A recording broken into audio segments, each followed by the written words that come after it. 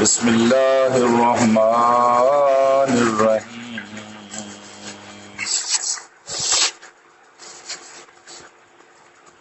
وداؤد وسلیمان اذ یحکمان فی الحرث اذ نفشت فیہ غنم القوم وَكُنَّا لِحُكْمِهِمْ شَاهِدِينَ فَفَهَّمْنَاهَا سُلَيْمَانَ وَكُلًّا آتَيْنَا حُكْمًا وَعِلْمًا وَسَخَّرْنَا مَعَ دَاؤد الْجِبَالَ يُسَبِّحْنَ وَالطَّيْرَ وَكُنَّا فَاعِلِينَ صدق اللہ العلی العظیم۔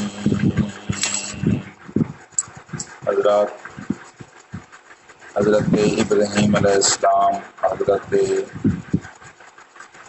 لوط علیہ السلام، حضرت نوح علیہ السلام کے تذکرے کے بعد اللہ تبارک و تعالیٰ نے آج حضرت داؤد اور حضرت سلیمان کا تذکرہ کیا ہے۔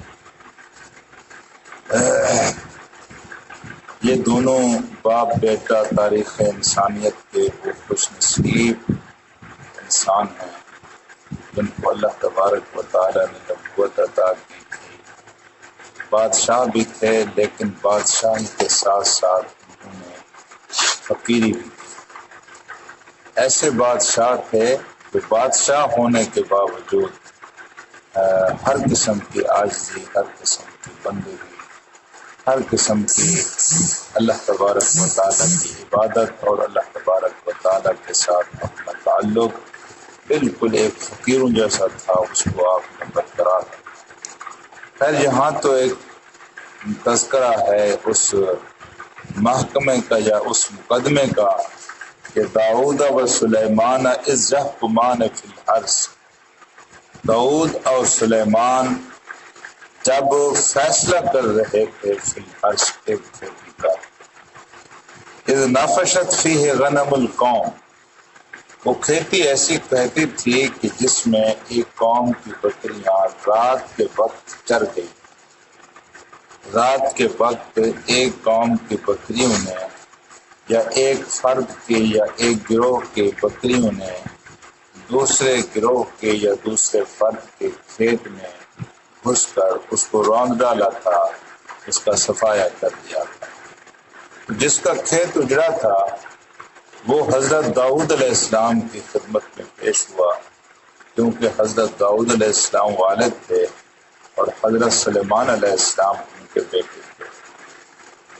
حضرت داؤد علیہ السلام بڑے تھے، حضرت سلیمان بالکل اس وقت چھوٹے سے تھے۔ حضرت داؤد علیہ السلام نے جو فیصلہ دیا اس کا قرآن میں کہیں تذکرہ نہیں ہے۔ کس طرح کا فیصلہ تھا، آپ کا کیا حکم تھا، آپ کا کیا عدل تھا، آپ کا کیا انصاف تھا، یہ قرآن سے خارج کی باتیں ہیں۔ لیکن جو بھی انہوں نے فیصلہ دیا، جب ان کے بیٹے نے ان کے فیصلے کو سنا تو انہوں نے اپنے باپ کے فیصلے کے اوپر اپنی رائے دی۔